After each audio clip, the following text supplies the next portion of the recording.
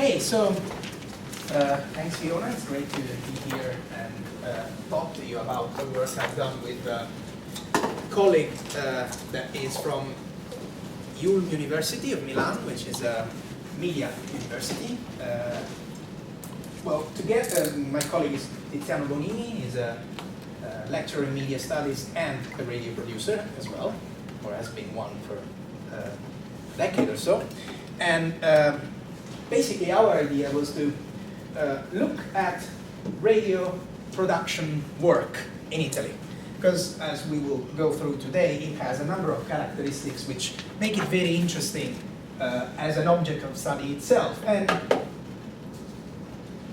when this symposium was made public as an occasion to talk to a different sort of audience compared to my usual audiences, we thought, given a number of the characteristics of this work, that there could be a sort of occasion to discuss how radio production work is, to some extent, a gendered work, in line or actually in a sort of controversial picture with things like the feminization of labor and the overall kind of more complex trajectories of the flexibilization of work in the media industries more comprehensively.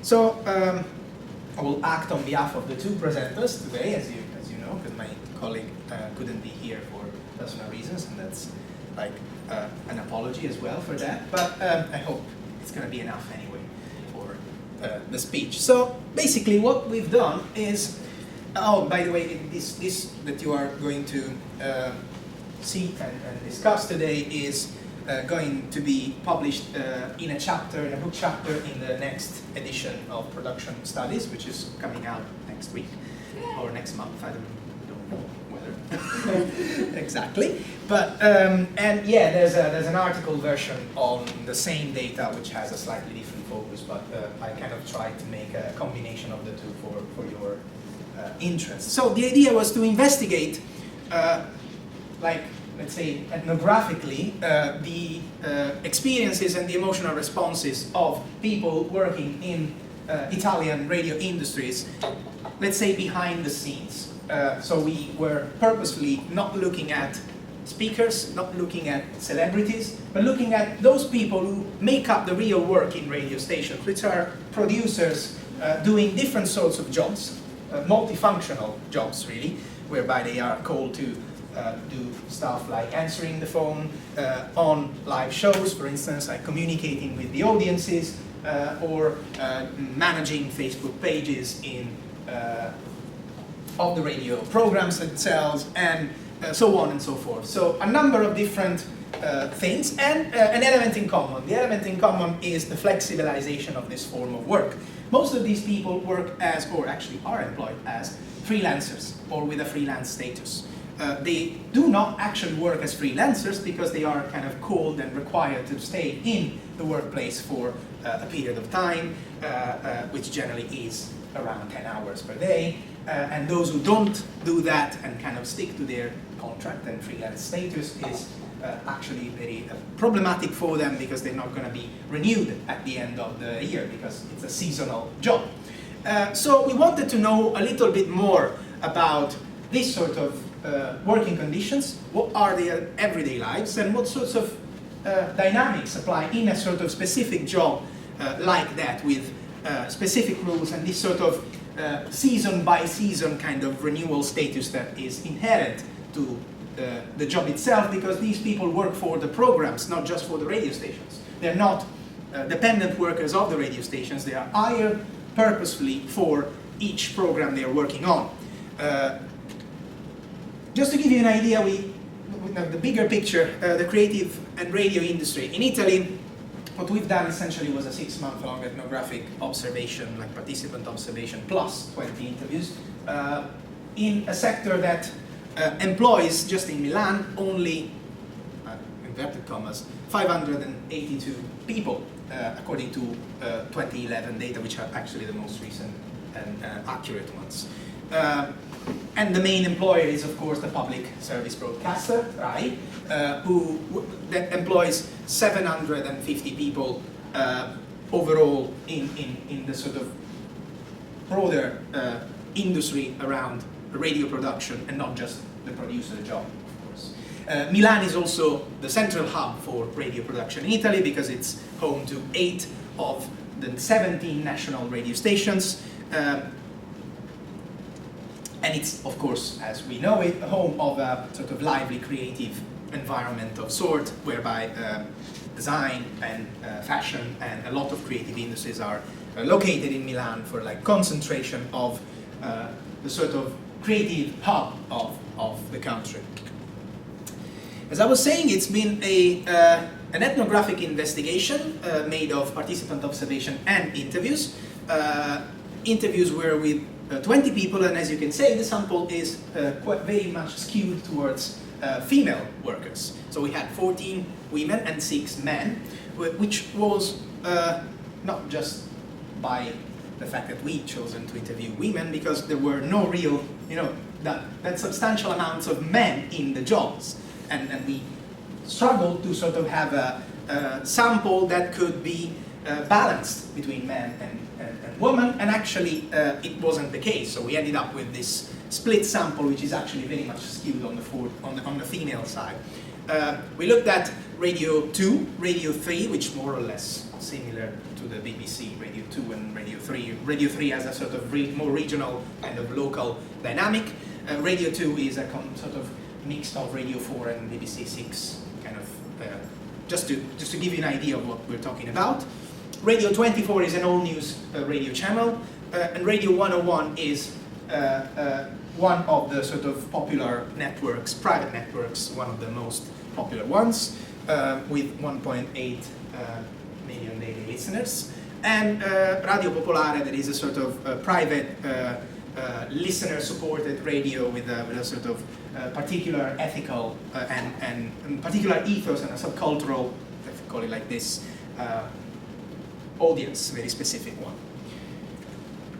So after our observation, the 4 characteristics that we found out were that these workers are, we can take them as invisible, solidary, unbranded, and passionate. Some of these characteristics are well known in the area of creative work, like passionate, for instance, or invisible as well. The other 2 actually are kind of more controversial. I'm going to dig a little bit into these in a minute. Just give me an idea of time if I'm running long, and please wait and shout. Okay. The sort of element, I'm anticipating what we're talking about later, the sort of elements that kind of knot these 4 elements together are what is the sort of idea that we launched in the article, that we are talking about a very much particular kind of freelance worker in the media industries, that is a subcultural worker. One element that kind of keeps all these interviewees and the people we've encountered together is the fact that they got into working into radio stations because they were fans of the radio stations beforehand. So they wanted to work in that radio station, and in some cases even in that specific program, which was kind of astonishing. And the idea was that, there are the sort of culture behind the radio station is progressed on by hiring people with the same cultural ethos in a way. And the other element, the sort of other side of the coin, is that they perceive themselves as workers with no future, which is kind of an interesting thing as well. So the idea that they want to do it because they like it, to some extent, because they have a passion for it, because it comes from a fandom element, and they don't really, they perceive the inherent precarity and instability and insecurity of their everyday working life. And that's why we came up with this idea of being punk workers, because it actually resembles a lot of the sort of dynamics that we encounter in a punk ethos of adopting a sort of dynamic of life, because that actually takes 90% of their life. Most of these people work from 10 in the morning to midnight, which means a very extended work life as well. And they do it with this sort of ethos that they would probably, or maybe, they cannot do it again the next season. So they sort of live with that at the best of their lives in the sort of live fast and whatever kind of ethos. So these are the elements that knot these two together, plus, and this is why I'm here, or we wanted to present this to this audience, is that, of course, there is an element of gendered work and feminization of labor that lies in the sort of behind-the-scenes production work in radios, because most of these jobs are, as a matter of fact, jobs filled by women. We, as I was saying, had a lot of difficulty in finding male interviewees, which was a bit of a strange thing as well. And on the other hand, it complies with a number of characteristics which attach to these, and I'm gonna dig that in a minute, that essentially are perceived by, for instance, management positions or even co-workers, among co-workers themselves, as characteristics of the job that attach more to a female person. For instance, the fact that you are to reply to phone calls by listeners live in the radio shows is considered as a sort of general tendency of a female job, because it has a sort of customer care nuance that is very much part of how these positions are filled by a managerial extent. So they want more women because they think the women can kind of deal with these sort of things in a much better way than men can do. And this gets on top of the ideas of feminization of labor and flexibility, people like guy standing and so on and so forth, that thought of these jobs as, a couple of years ago, as jobs that were tending up, like had a tendency to become feminized in a sort of crossing lines with the flexibilization. And we're talking about a very much flexibilized workforce that doesn't really know whether the following year will be hired again or not. So let's go a little bit more in depth in the characteristics. So invisibility, well, we started off thinking of invisibility as an obvious one. They are people that do not talk on the microphone, that are not going on air of any sort, it's just behind the scenes work. Still, it's even more behind the scenes that we thought of, if we think that, and this is why we have highlighted these two elements I want to raise. One is that they are so flexibilized and kind of peripheral to the main employer that they are not even given a badge. So they have a guest badge that it's renewed every month or every 6 months, depending on the workplace.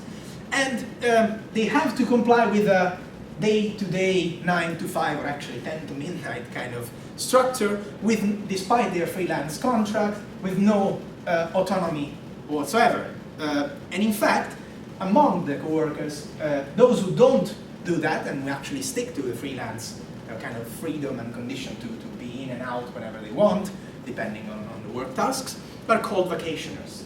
And the vacationers are those basically who stay for some time and then leave depending on the tasks that they have to do, and don't stay for long hours and don't overwork, which is probably what they should be, but what they should do, but they don't. So vacationers just do that, and they are seen and negatively portrayed in the workplace, and often they're not called up again.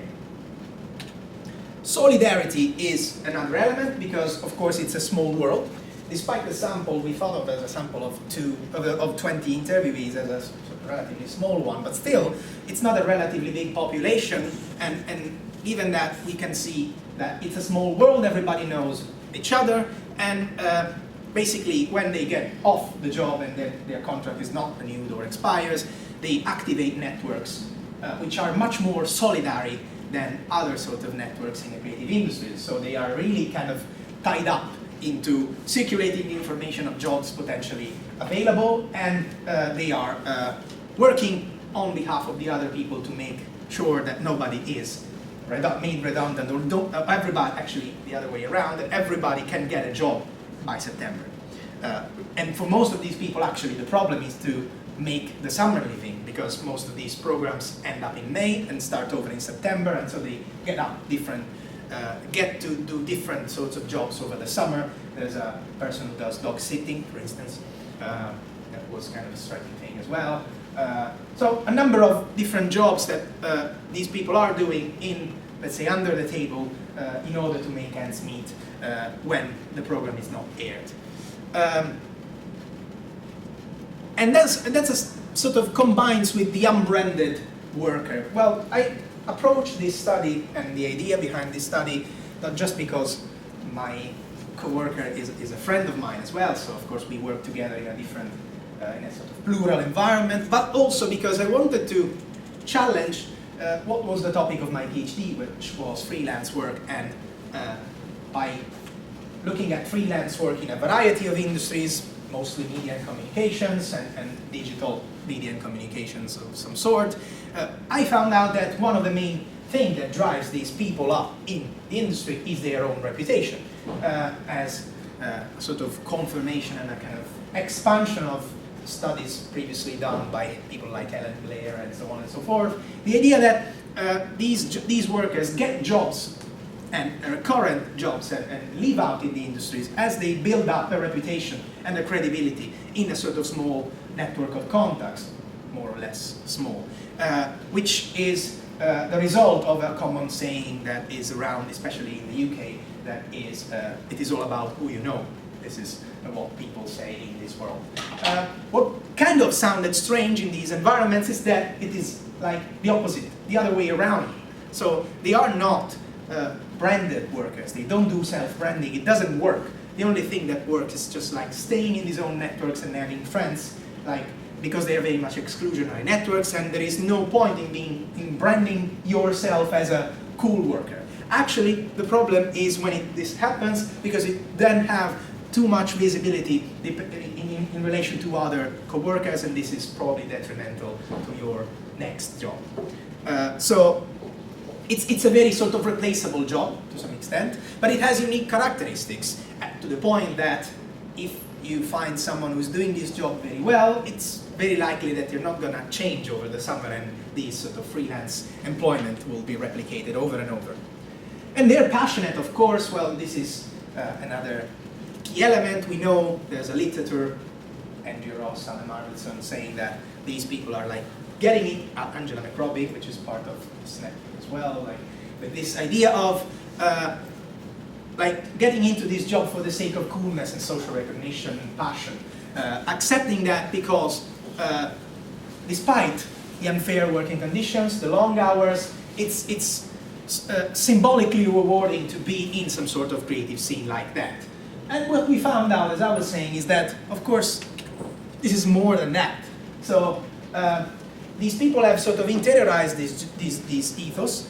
They are staying as they are despite the unfair conditions, because they have a strong subcultural, radio subcultural kind of ethos that drives them in these positions and keeps them going on alongside a no future attitude. So they don't really think about the future because there's no future. And that's very common because ultimately, and I will end on this, what these industries kind of offer in terms of reflections is that the young, most of these people are young, 20 to 30 workers, not really into their 30s anymore.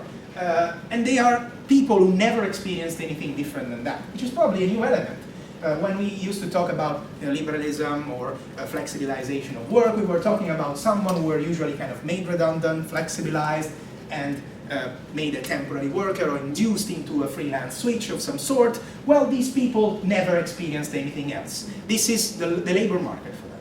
And as people, especially myself, though not directly into a feminist sort of trajectory, but people who are studying labor markets in the knowledge economy today, you probably need to kind of realize that this is a strong element. Now we're talking about people who get into the jobs, sort of by definition, take them as precarious and freelance or insecure, what Gina Neff calls venture labor, ultimately. So the idea that there's a sort of financialization of this labor market that is in place and where the burden of risk is totally outsourced to certain workers. And this is what happens with these people.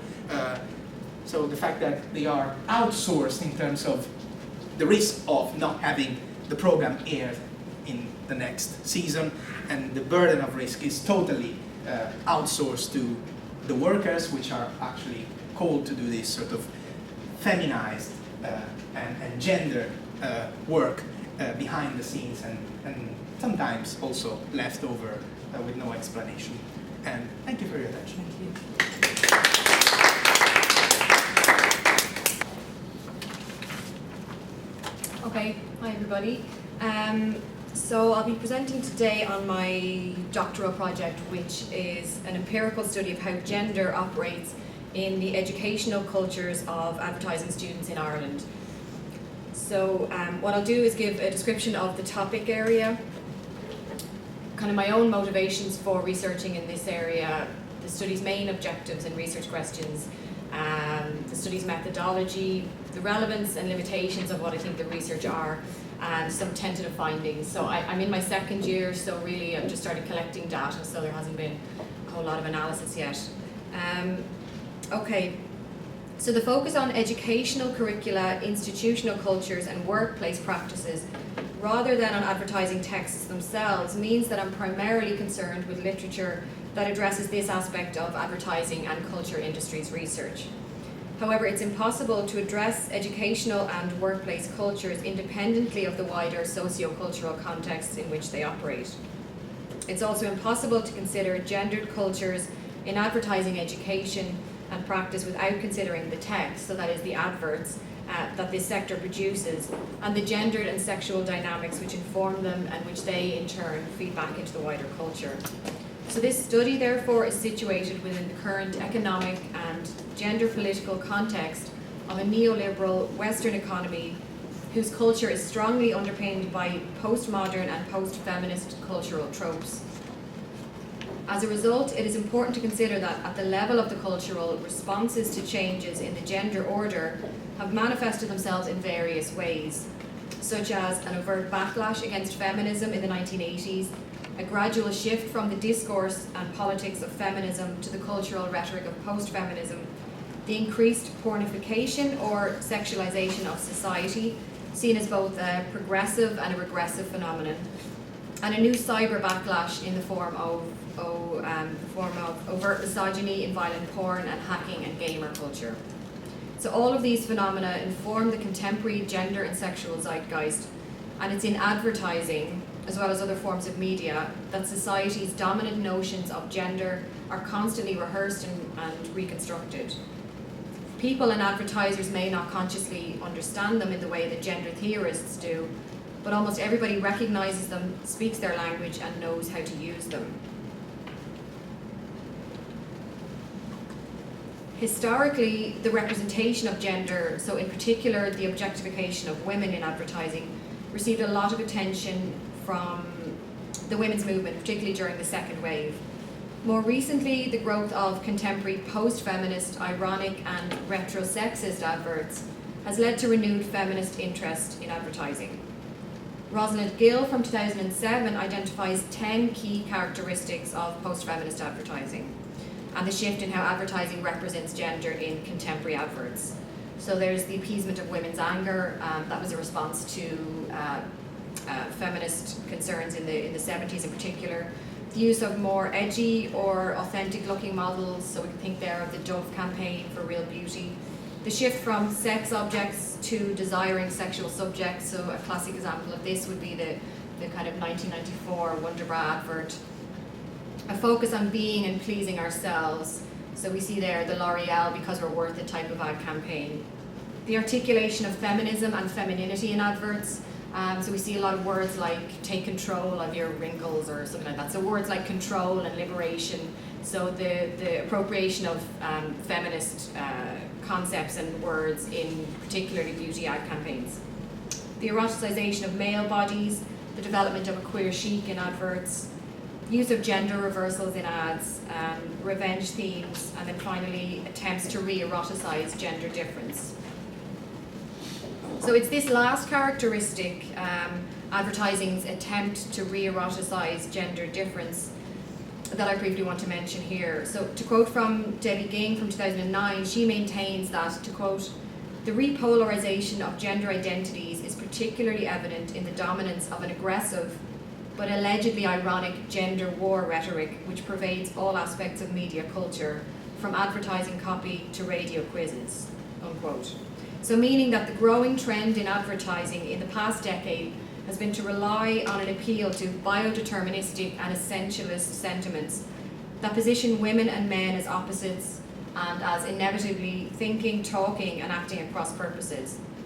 It's also an unapologetically heteronormative discourse, which assumes that women and men need one another to perform separate yet complementary roles, and it's therefore both prescriptive and reductive. So my own motivation for undertaking this research was really kind of the puzzle of why the advertising industry remains at the heart of a post-feminist polarization of the sexes. And I'm interested in, to quote Gill here, radically denaturalizing essential categories and assumed relations. So advertising was, it seemed to me, a good place to start that process. So this doctoral project addresses how advertising students, so considering that they are the next generation of advertising practitioners, how they understand and engage with questions of representing gender in advertisements. So it aims to establish whether there is a need for specific modules in advertising education which address the ideological, political, and ethical significance and impact of representing gender identities in particular ways. With this in mind, the research explores general attitudes to gender norms among advertising students and compares these with more specific responses to gendered and sexual images and discourses within advertising texts. So my study is guided by the following principal research questions. How do students of advertising view issues of gender? So that is, how are students constructing their own gendered social reality through adherence to various discourses? How do these attitudes relate to their views of representations of gender in advertising? So how students envisage the encoding of gender in advertising texts? Do these views change after they have transitioned into professional practice? And if so, to what extent, and how is this shift linked to things like organizational culture, workplace dynamics, industry expectations, and cultural norms? And finally, to what extent are representations of and discourses on gender a consideration during the course of advertising training? The research data involves a mix of questionnaires, qualitative interview, observational data, as well as textual analysis. So in terms of empirical data, it consists of interviews with students. So I've conducted to date 14 semi-structured qualitative interviews with participants. I'll be conducting a follow-up round of qualitative interviews with participants after either short work placements or having transitioned into professional practice. And I have met with 3 students who've done up to a month's work placement in agencies. I've done second interviews with those. So data also includes textual data, so I've distributed questionnaires to students prior to carrying out the first interview phase. I will be examining course modules for gender components. I will be examining and analysing self-regulation and codes of standards for advertisers. I will be surveying typical complaints dealing with gender concerns submitted to the ASAI, that's the Advertising Standards Authority of Ireland. And I'll also be examining and analysing previous masters and BA advertising dissertations for gender considerations. The observational component of my research will involve sitting in on and attending lectures, as well as being present for students' end-of-year project pitches. Okay, so I mentioned there that I had devised a questionnaire which I distributed, and I've received 207 completed questionnaires from undergraduate advertising students at Tala Institute of Technology. So they range from 1st to 4th year in the undergrad programme there. And Masters advertising students from the Dublin Institute of Technology at Ainger Street.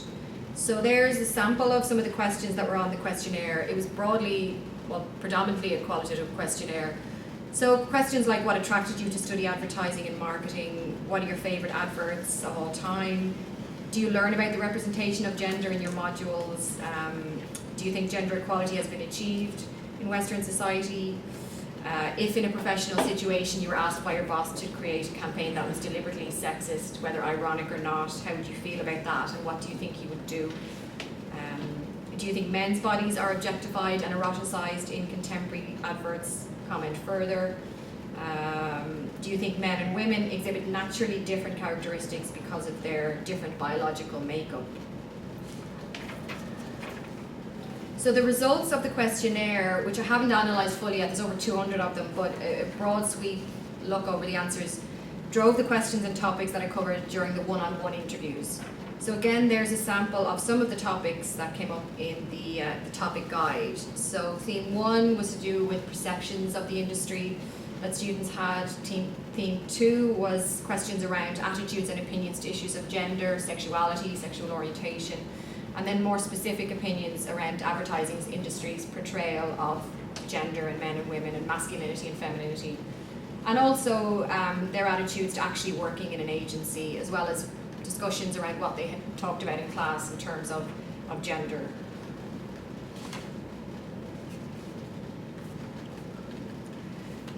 So I guess one of the main kind of drivers around the research as well is thinking about, well, what's the relevance of examining these issues? I suppose when advertisers choose to use gender as a unique or an emotional selling point, it's helpful to have an insight into their own often unexamined views on these questions, so that we might be in a better position to unpack the codes behind the gendered content of adverts. However, that being said, it cannot be assumed that their perspectives on gender will always automatically influence the content of advertisements that they're creating, or indeed on how they're being read or interpreted by the public.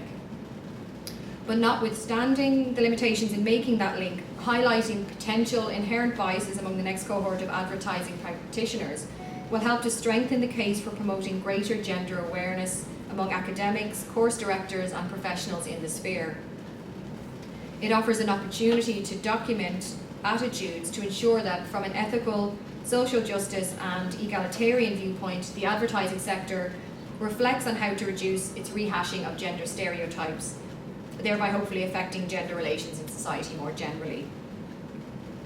The European Commission's Advisory Committee on Equal Opportunities for Women and Men in 2010 contended that in order to ensure a long-term impact, gender equality should be a compulsory module for training in in university studies of journalism and communication. And I would extend that sentiment to advertising and marketing courses also. Okay, so just some tentative findings. Like I said, I've got 207 completed qualitative questionnaires, so answers seem to, I haven't analysed them in depth yet, but answers seem to exhibit a really broad range of responses, from idealistic to realistic to skeptical to antagonistic in relation to gender stereotyping. So there's lots of optimism from students about the creative aspects of the industry. There's also a wide recognition of the negative public perception of the industry. There's a strong post-feminist discourse regarding the contradictory notions of empowerment through consumption.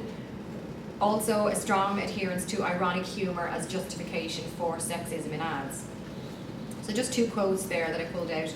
On being given a sexist brief, one questionnaire respondent said, "I think I would try to create it very ironic so that everyone recognises that the ad is making fun about sexism and doesn't support it. If it was ironic, I would have no problem, otherwise I would decline." So humour is something that came up a lot in both interviews and questionnaires as justification, so kind of buying into a post-feminist, retro-sexist trope there. Another respondent said there is a huge difference between ads for women and men. Men's egos are boosted by ads, whereas women are told how they should look. And that was something that came up a lot with the female respondents in terms of beauty campaigns. So I carried out interviews as well. I've done 14 student interviews to date with 3 follow-up interviews post-work placement. I've also carried out 3 practitioner interviews. So I interviewed 1 male copywriter and 2 women, 1 in the digital sphere and 1 an art director. I've also done an interview with the CEO of IAPI, which is the Institute of Advertising Practitioners of Ireland. So similar to questionnaires, the student interviewees ranged from idealistic to realistic to skeptical. They exhibited enthusiasm, excitement, and optimism for working in the industry, and almost all showed a degree of critical engagement with advertising content, especially in relation to gender portrayals. However, they were less likely to find the prevalence of women in domestic settings as problematic as, for instance, sexualized representations of women. So we had discussions around really kind of overtly objectified women in ads, which they were all very quick to pick up on. But then when we discussed things like fairy liquid or washing up ads, they didn't see it as problematic that it's mostly women in those roles. So just a quote from, just a couple of quotes there from students that I've pulled out. I'm still in the process of transcribing a lot of these interviews, so these were kind of pulled out at random because I found them revealing or interesting in some way, but I can't say at this point whether they're representative or not.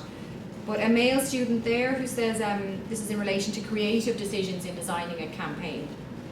He says, at the end of the day, in my mind, I would still have the man doing a bit more manly things. And he gives the example of a man opening a door for a woman, which he says would look strange if the genders were reversed.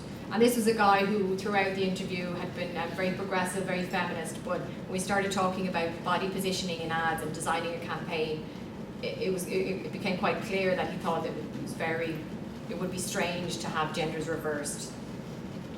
A male student then on the Hunky Dory's controversial campaign said, I can understand why those complaints were made, but I think they just need to lighten up, you know. So he was talking about feminists there and people who would complain about these ads. A female student on confidence, on the issue of confidence in class projects, she says, I always hear them, that's the men in her class, say, oh yeah, I can do that, yeah, we'll get that done. And even when we're doing presentations in class, guys are out there, they've got it, they do everything, where the girls are like, she's kind of whispering softly at this stage, they're turning around to make sure that the screen is right and stuff. And I'm just like, come on. So that's kind of her frustration with the girls in her class not being as confident and forthcoming as the men in her class. Another female student there, she says, if I was given a brief and I was told to be cheeky, I'd be like, right, you have a man who obviously loves his wife, but he's been married for 10 years, put a hot 20-something-year-old on the campaign, say something cheeky, and you're going to get their attention. So the same student then, later on in the interview, we were talking about advertising's portrayal of women and domestic chores, and she said, I think it's nothing to do with advertising. Like, I wouldn't trust my dad to go do the full week's shopping. It's just one of those gender role things. The woman does the shopping and the man fixes the doors. And she answers that it's because that is what they're naturally better at. So she goes on to say, quote, naturally enough, if I had kids, I would want to stay at home with them. And I wouldn't trust a man to go into a shop and pick up the right things. She was only about 18 or 19, so I was quite surprised when we were talking like this. So I think really a clear adherence there to a post-feminist kind of men are from Mars and women are from Venus type of narrative there. So I'll finish up on this particular student. It was a male student I met with twice before he did his work placement and after his work placement. So in the first interview with him, he said, I think we can get too PC these days, so political correctness. I think everything is picked up on these days a bit too much. I would say be politically correct just so you don't get into trouble. I'm not doing it because I have any strong beliefs that it is right, sort of thing. But he says then, so kind of contradictory, I think I would have an issue with working on something that I thought was like bad for my reputation and would go against my morals. I don't know if I would speak up, but it would bother me. He had stated that he wanted to have a future role as an art director. So I met him again on his second interview. It was quite surprising to me because he'd been really enthusiastic. He was a more mature student who had been working in a warehouse for 9 years, so quite impressive in terms of going back to education and going through the degree and doing really well. But the second interview with him, he was much more downbeat and disillusioned about the industry. So he felt that the work placement in the particular agency, it didn't have the buzz and the excitement and the banter that he thought it would. He said, I was expecting a hive of activity, ideas being thrown around, jokes. The copywriting team there just mailed back and forth. It got to the stage where I was like, this is not what I want to do. I'm still in the process of thinking, do I want to go into the industry now? So on developing, during his work placement, himself and his classmate were asked to design a ready meal for two, which would show a finicky male partner criticizing the way his female partner makes his tea until the ad goes on, until he's finally happy with the dinner she serves him. So this student expressed surprise that the art director thought that might cause offense. So he says, for the ad to work, someone has to give someone their dinner. Man or woman, it doesn't matter. I just thought the male came off better as the difficult, nasty person rather than the woman. and it can really halt the creative process if you're constantly thinking about who you're going to offend. So he went on to say that his intent wasn't to be sexist, but he also goes on to say that, quote, an audience could really, really hate a woman that's really nasty. I just think men can get away with it a bit better. He says, Mary Lou MacDonald, she's an Irish politician. Mary Lou MacDonald, I just don't like that woman. And he says, to me, she comes off really rigid and nasty, but she's no different than any other lads. It's just, I would see her being a little bit more unbearable. And I don't know, it might be the fact that she's a woman, and I just don't see women in that kind of bossy, always giving out. She always seems to be trying a lot harder than the lads do. In terms of other male politicians, he said, I think she's similarly aggressive, but my reaction to her is different. And it probably is my outlook on what I probably feel women's roles should be in society. And it's obviously not right, but I just don't see women having that nasty streak in them. And when I see it, it turns me off them. So I think that was quite telling, that whole exchange I had with him, where he was, on the face of it, it seemed like a kind of benign ad campaign, but you dig a little deeper and it's really very clearly, he sees very defined gender roles. He talked about women being motherly and having a caring, they're supposed to have a caring disposition. So seeing this ad where the woman might be a little bit narky and nasty really turned him off, and he just thought it didn't fly for him. The same student then, he also expressed horror, I just put this in because I thought it was kind of funny, he expressed horror that Ghostbusters was being remade with an all-female cast. And I'll finish on this quote. He said, what are you doing? You're messing with the classic here. I just had visions of them turning Ghostbusters into some sort of a chick flick. So that was kind of the end of our interview, pretty horrified at the thoughts of that. So that's where my research is at this stage. A lot more analysis and data collection to do. So thank you.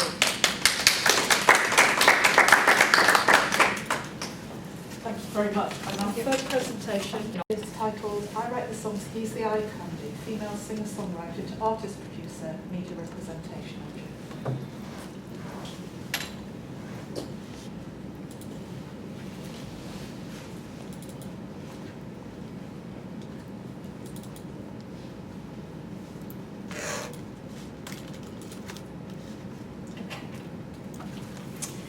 Right, well this chapter is, this paper rather, is taken from a chapter that's going to be published in a book later this year by Ashgate called The Singer-songwriter in Europe, Politics, Paradigms and Place.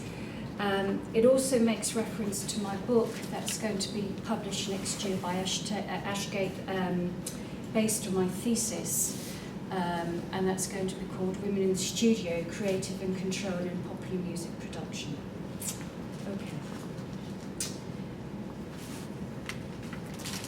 So, support from the music media has historically formed an essential component of the promotion process for the music release of any artist working in popular music. For a woman artist, however, disparities existed between how she might view herself and her work and how the media has represented her. Helen Davis has addressed this in her identification of a range of tactics used by the music media to obscure and denigrate the work of female artists, which provides a useful context when considering the representation of the woman artist-producer. This is an artist who also produces the music she creates and performs, and her representation not only labours under such methods of containment, but is heavily influenced by historic gendering that positions music production as a masculine arena of creativity alongside songwriting and creative genius. For a woman to navigate her creativity as a producer as well as a songwriter challenges the gendering that has taken place and introduces complications into the patterns of exclusion that characterise the situation of women in popular music. Illustrations of such contradictions are seen in the following samples of reviews and features that assess 3 albums written and produced by Scottish artist-producer Isabel Campbell that appeared in 3 broadsheet publications, The Guardian, The Observer and The Independent, within the time frame 2006 to 2010.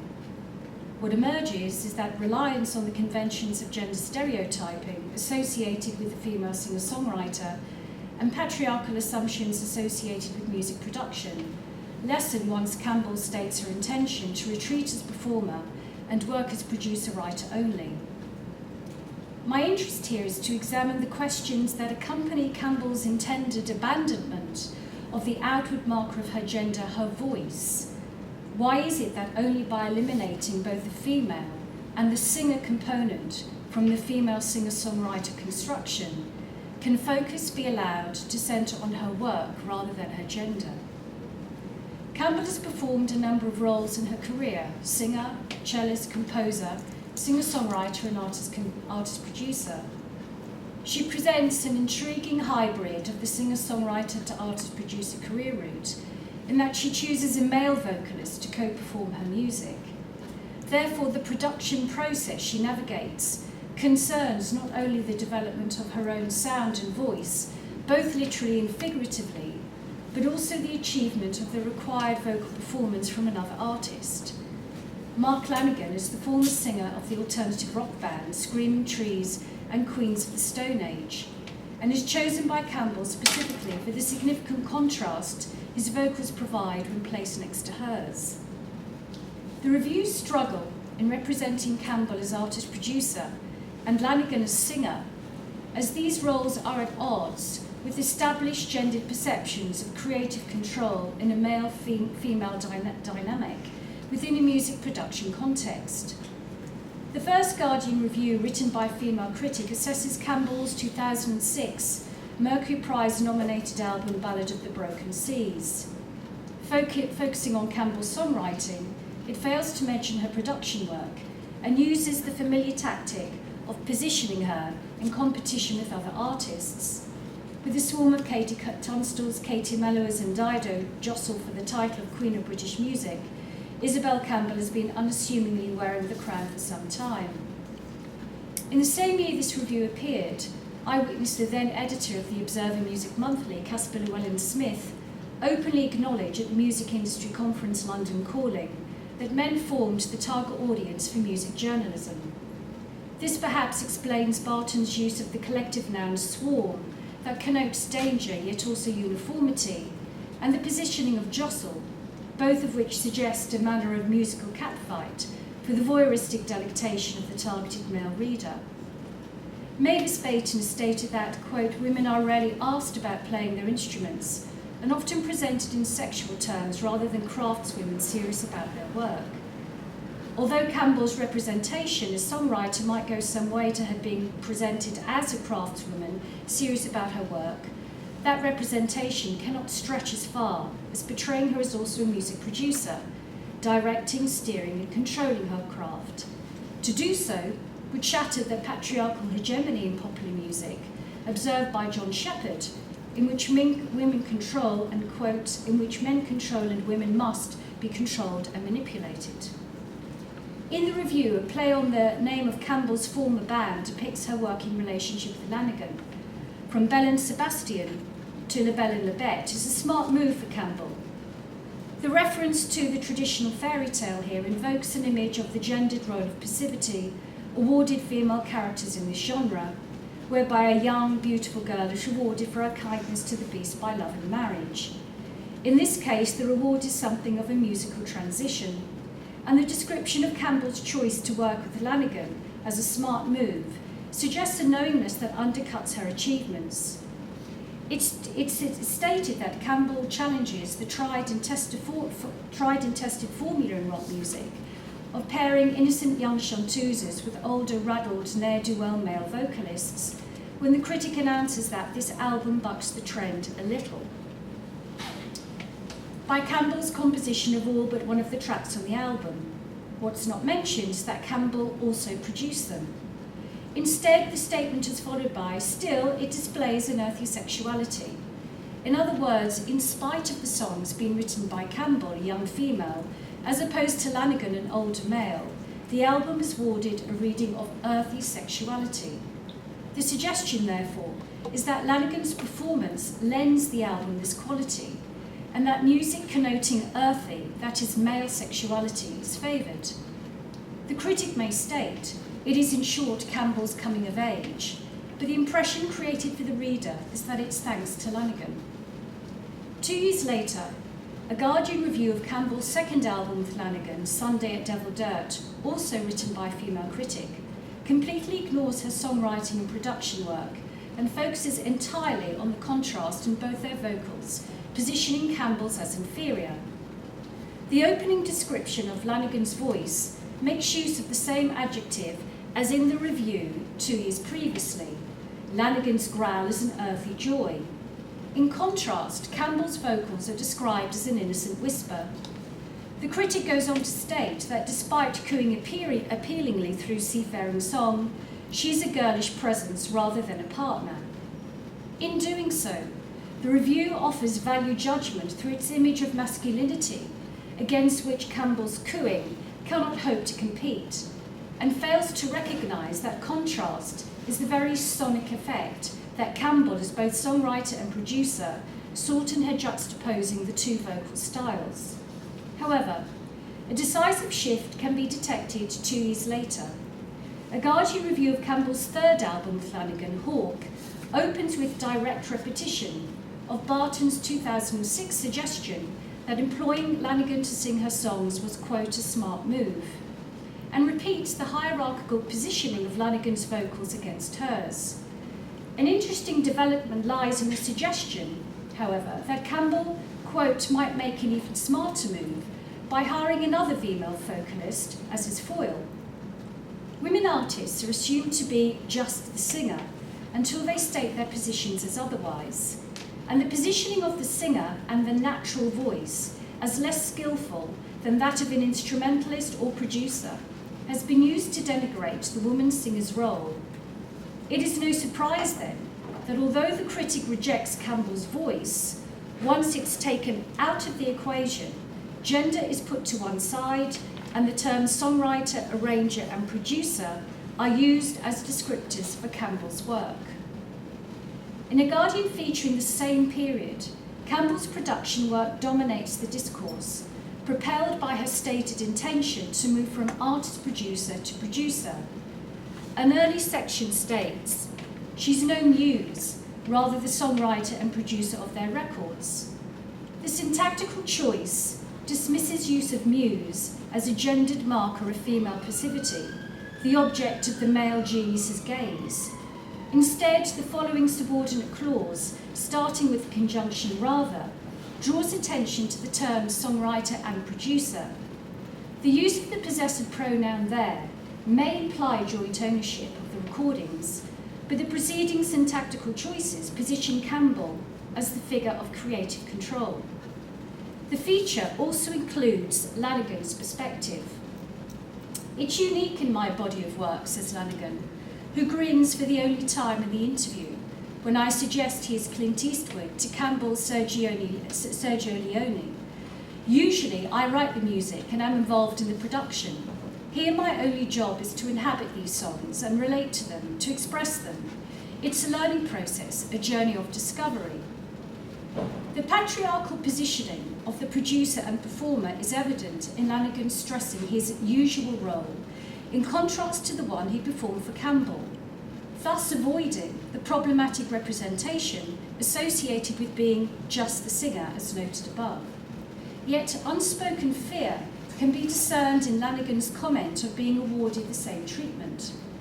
His closing comments, therefore, elevate his performative role in the suggestion that he knowingly views his job of only performing the songs as a learning process and a journey of discovery. The question that arises, however, is whether Lanigan would have felt the same need to justify his position as songwriter if Campbell, as songwriter and producer, had been male, and whether his justification would have been included in the piece. Later, the piece states that Campbell's comfort zone, as she's discovered, this is a quote, is the recording studio. To describe a workplace gendered as masculine, as an environment where Campbell feels most at ease, challenges the marginalisation of women in sound engineering and music production. It also reinforces Campbell's key production role in all three albums. For Hawk, as with their debut, she arranged and recorded the songs by herself first, Lanigan adding his vocals later.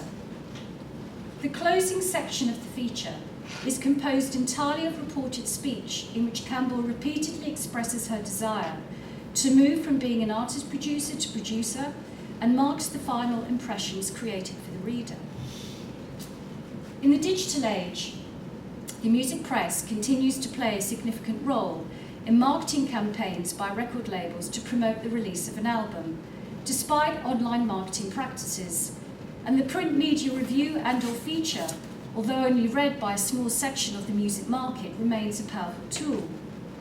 The situation of Campbell as singer-songwriter and producer, therefore, presents an example of what Holly Cruz has described as women living out the contradictions from the positioning of their personal narratives within music cultures that have been defined by discourses of masculinity. Although Campbell is in control of the creative process accompanying her personal narrative, thanks to her production skills, that control ends the moment her press pack arrives on the desk of a reviews editor, where patriarchal assumptions surrounding songwriting and production still have a stronghold. Campbell made 3 albums with Lanigan, all of which she wrote and produced.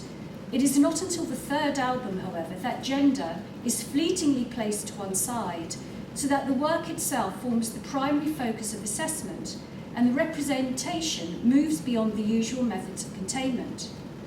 I suggest this only takes place because Campbell stresses her future role as producer-writer, enabling the singing component of her work, the mark of her gender, to be taken out of the equation.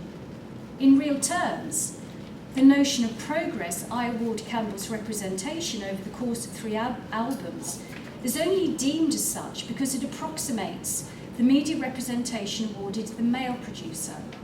Campbell may challenge the restrictions accompanying the media image of the female singer-songwriter through her production practices, but the established gendered frameworks in which that journey takes place remain unchanged. In the last year and a half, there's been evidence of increased vocalisation from women working in mainstream music and the media in the UK in response to notions of gendered power and control associated with being produced. For example, in March of last year, artist Lily Allen and the editor of Vogue discussed the role of the music producer on BBC Radio 2. Allen commented, quote, "You'll notice that of those big successful female artists, there's always a man behind the woman. You never get that with men. It's never a conversation that's brought up." Another example took place on the 12th of October 2013, when the British broadcaster and journalist Lauren Laverne presented a Woman in Music special edition of BBC Radio 4's Weekend Women's Hour, incorporating a broad range of successful women working as both artists and industry professionals. The intention of the programme was to mark the BBC Radio 6 Music John Peel Lecture, delivered by ex-Major and now independent artist Charlotte Church, on sexism, sexualisation and the representation of women in music, delivered on the 17th of October 2013. Notions of control permeated the discussions, accompanied by assessments of women artists who appeared in control of their careers and those who weren't. Laverne repeatedly asked the question that if there were more women in the, quote, back room, in the, quote, engine room, with women producers highlighted, would things be different? In 3 recent articles in the music media on women producing within the genre of electronica, 4 key points are raised that directly mirror the results of my own doctoral and postdoctoral research. Number 1, issues of gender do not arise during the actual act of creativity. Number 2, self-production and self-releasing now constitute a significant growth of non-traditional routes into the music industry. Number 3, representation remains a problem crossing all genres. And number 4, as I've alluded to here, there's a growth in awareness, a palpable growth in awareness among women artists of restrictions imposed upon them by the primary marker of their gender other than their face and their body, their voice. The response of some artists has been to actively explore the pursuit of a non-gendered sound in their work, or to give up singing altogether. One artist is reported as stating, "I spotted very quickly the box that was waiting for me to be put in as a woman who sings, and I wanted to stay the hell away from that box. What seems clear is that in a current context, the creative liberation promised by music technology remains at odds with its gendered perceptions. The result manifests itself in a media representation fraught with contradiction. A final point concerns the role of the female music critic. I've suggested elsewhere in an article published in 2012 in the Journal of Music Production a parallel between women entering the profession of music journalism and the increase of female singer-songwriters engaged in production practices as a result of access to new technologies. I cited at the time of writing the editor of NME, Chrissy Morrison, who I witnessed speaking, who has observed a gradual correcting of the gender imbalance in the profession, and who believes this is due to the impact of women developing their writing skills through blogging between 2007 and 2012. This raises the question as to whether an increased number of women entering the profession might result in female journalists no longer having to, what Davis describes as, accept the assumptions and prejudices associated with gender discourse, and thus avoid what Feigenbaum describes as misogynist conventions in their writing. This remains to be seen. Baton noted nearly 20 years ago that, quote, few established artists have managed to gain control over the process of their presentation. More recently, music critic Angus Villeneuve has drawn a connection between marketing practices, the gender imbalance in music journalism, and the marginalising impact on women, an observation unchanged from nearly a decade earlier. The need persists, therefore, for the status quo to be challenged, not just by women artists taking control over their sound, but by the female music critic celebrating that control, and evidence of which abounds in the work of Kitty Empire, Lauren Laverne and Jude Rogers. This will in turn challenge the patriarchal frameworks within music media discourse that historically has imposed constraints on the representation of the work of the woman songwriter and producer and on the work of the woman music critic alike. Thank you. Thank you, Paul, and thank you all three of you for sticking to time so beautifully. So we've had three presentations though that raised lots of issues. So we've got issues about how producers experience their own work, how practitioners are trained, and then how producers are represented and how they present themselves to critics and so on. Do the three of you want to come and sit up here and we can have some questions and some discussion? We're going to start. Oh, you go on. We're going to start the second panel later than we said, at 1:45, so we have got time to carry on. So, does anyone have a question or a comment they want to start with?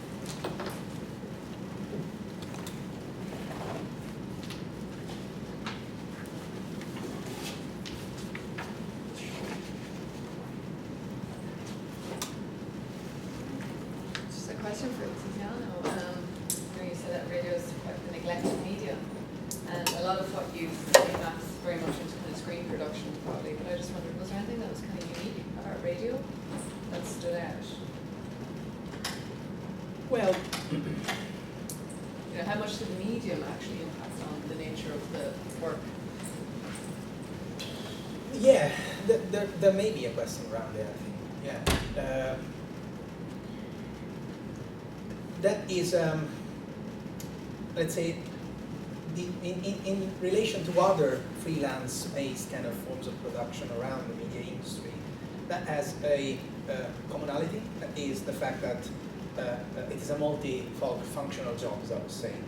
But it has an element of specificity which lies in the fact that as radio per se, these sort of workers do not have the chance to be as at the forefront, notwithstanding gender, as in other forms of production this happens. And this is the element that kind of we wanted to underpin, because the radio production work per se has the strong element of the speaker, that is the one which creates an element of kind of attachment with listeners and stuff. And it's a very specific media industry, and it's a very specific small world in terms of the networking that takes place in there. So that would be the sense of the constant. There's something else with radio as well, which is that it never gets the budgets that you get for television promotion, for Yeah, instance. exactly. So it's almost like there's an emerging hierarchy of precariousness. I'm thinking in particular of, say, a lot of friends working in print who are really, on that knife edge of, is this industry going to survive at all? And then radio seems to be the next better one. At least there's some kind of sustainability there. It's a very established medium. And then television seems to be a little bit more protected just because of the larger budgets and the growth there with online production and stuff. Yeah, and also the online side of it, radio kind of sit in between. Television remained more or less, as far as I'm concerned, more or less, and exactly as you described, but wasn't really challenged. It was challenged, but not that much up until Netflix and these sort of things. Music listening habits more comprehensively have been challenged quite extensively, from Napsters to today's Spotify and everything. Radio sits a little bit in between because it was challenged, but in a way, the fact that internet radios came up, to some people in that world, resembled a little bit the free radio kind of environment of the 70s, which meant it wasn't really adverse as it was in other. Napster was really adverse. Every sort of thing up to iTunes and Spotify, and the way in which they could kind of convert that peer-to-peer culture into money, it wasn't adverse strongly. Radio, not really. It was kind of an acceptable thing to set up it is still to set up an internet radio. None of them, few of them actually make money like this. Were the stations that you researched in, were they mainly music stations, or were they kind of talk? Mixed. We had 100% news talk station, two of the public service radio stations, and two private networks. One of those was a mixed as well, but largely a talk radio. Yeah, depending on. But there is some music. There are music programs, but it's essentially a talk/politics oriented kind of radio. Yeah. Just maybe like a follow-on question. I really enjoyed all the papers, and it was so interesting how they complemented each other in relation to different kinds of cultural work. That seemed to be some of the same issues. I wondered, Alessandro, if you found, maybe I'd be interested if you saw this in music as well, coming from your own perspective as a practitioner. Did you find lots of evidence for this, like the portfolio career? Do you know what I mean? The radio worker who wasn't quite able to make a living on radio alone, so has to kind of look for other kinds of piecemeal work in other kinds of industries. They still might call themselves a music producer or a radio producer primarily, but perhaps needing to get piecemeal work in other related industries. Did you guys find evidence of this, and is it the same kind of in the music industry, as music critic and so on? Was this common? Or? Well, for both sort of in terms of critics, but also for musicians themselves. All the women and indeed some men I interviewed for my doctoral research, there were only two of them really who were sustained, by their music production and their songwriting. And it raises very interesting questions as to what do we call professionalism? What do we call somebody who's how do you term yourself as a professional in today's music industry? And I think that certainly spills over into certainly freelance bloggers, music bloggers, who will be doing other things. Most women, apart from some very established mainstream artists, they have to fund their music by teaching. And radio producers, that's part of a tricky thing, because of course, yes, they do that, but also they do this like crossing lines with non-portfolio careers. And the strange thing is that they cannot really carry that portfolio outside that world. So when I pointed at this as the unbranded worker, was exactly reflecting on this idea that, well, yeah, they may have portfolios, but yeah, they count in as much as they are in their own small circle. And it doesn't really convert into any reputation of some sort outside that circle. Effectively, there are a few people who we have interviewed and encountered who do copywriting, piece work of some sort, or some other creative work on the side, but most of them, the actual work that they do alongside their radio producer work is completely different. They do translations, maybe. Some people like do ghostwriting, but like for some other completely different environment, or like there was even, as I was saying, there was even a dog sitter, which was like completely, of course, completely different. But yeah, the sort of difficulty in translating this or in kind of equating this into some other portfolio work is also a striking thing. Yeah. I have a question for her, if I can. Given your interesting talk and a passionate person for this, how do you see someone like Florence Welch, Florence and the Machine? Well, it's very interesting because I actually interviewed Isabella Summers for my, just when Lungs broke in 2010, and she's going to be in the book next year. So all the issues with regards to Florence Welch and the Machine, because Isabella was the Machine, she came up with all those first drum beats. Yeah. And so the interview, we spoke for about 3 or 4 hours, and she just retold the whole story from the beginning.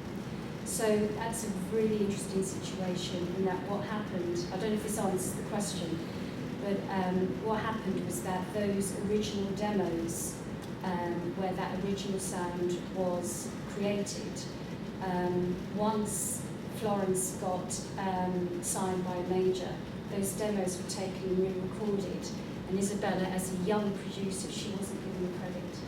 She only got associate producer, but she didn't get any of the copyright at all. And they were all her ideas that they created. I can still remember the quote, using shaky things. They just tapped, they did whatever to create that rhythmic sound that was, and of course production centres on a recognisable signature sound, and she created that sound, and it was just ignored. So I don't know if that answered the question. No, partially. No, the actual, another thing I was pointing at, that was interesting, but another thing I was pointing at was also sort of construction of her as a public figure, which I've been listening the album that got out like 2 weeks ago, like that. And from my impression, she was able, strangely and sort of uniquely, to retain the female figure as an empowered figure in her own lyrics, as, in a way, some other didn't. Yeah, but what's interesting though, it's fine. And also the videos. I don't know if you have had the chance to see I've read the reviews. There are plots that kind of rotate in this sort of female position of herself. So I was wondering if that was just my wrong impression, or there was something. Well, I've yet to look at them, so I can't comment. But what is interesting that's come out from what I've read about it so far is that the actual sound is more mainstream. Have you listened to the album? But that's the reason is that she hired, as far as I'm concerned, she hired one of the early Arcade Fire producers. Right. Okay. So that's why the change, and it kind of tried to break into that scene as an Arcade Fire way of breaking into the scene, which is probably the best way to do it. But also, it would adhere to, in terms of marketing, and if you're going for a global mainstream market, exactly. That's a clear it would adhere to a very particular formula. So that original sound would have been, so that kind of reflects the whole sort of major label music marketing machine. It's all linked. So it's interesting that you think that she still retained an identity visually that perhaps she hasn't done sonically. Yeah. It's interesting. I had a question for Aileen. From what you were saying about the students' responses so far, they seemed they didn't even seem to belong to the kind of post-feminist ironic. They seemed like much earlier than that. Like they were you know, a sort of an earlier view of femininity of being around domesticity rather than sexualization, for example. Yeah. And I mean, was that across the board, or? Yeah, it was, like, but I think that's still post-feminist in the sense that post-feminism is so characterized by contradictions. So they will say kind of things like consumption, empowerment through consumption, which is quite a neoliberal post-feminist trope, is juxtaposed with a much more traditional narrative about men and women's place in society. And I think like post-feminist media really does that. Like it will have really sexualized, like the Daily Mail or something, really sexualized images alongside narratives that are about women's place in the home. So I still see it as kind of post-feminist, but it was common throughout all of the interviews that I did and the questionnaires that I've been reading through.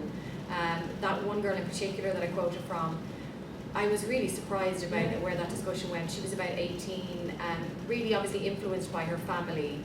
She was living with her parents and her sisters, so she talked about them a lot, and her dad kind of,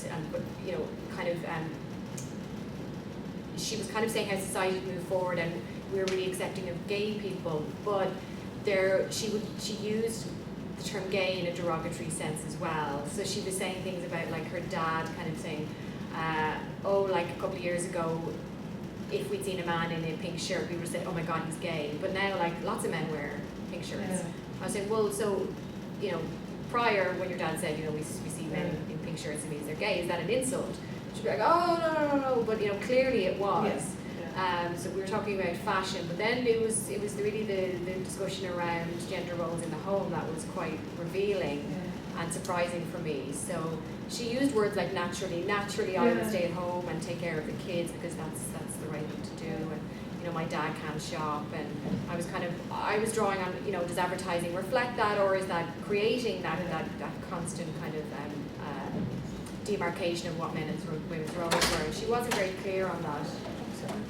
I think overall, judging by the amount of students that have talked about humour as a justification for sexism, that must be coming up. It's going to be interesting when I sit in on lectures. I think that must be coming up in lectures. That, you know, it's not okay to be sexist, but if you do it in a funny way, it's, you know, that's because clearly we've achieved gender equality, so we can all laugh about it now. So I think humour is a really interesting area, which is very much part of the post-feminist trope. So. We probably, I think it looks as if people want to come in the room. So can we just maybe grab a quick break before the next panel and carry on talking about it? Thank you again. Thank you.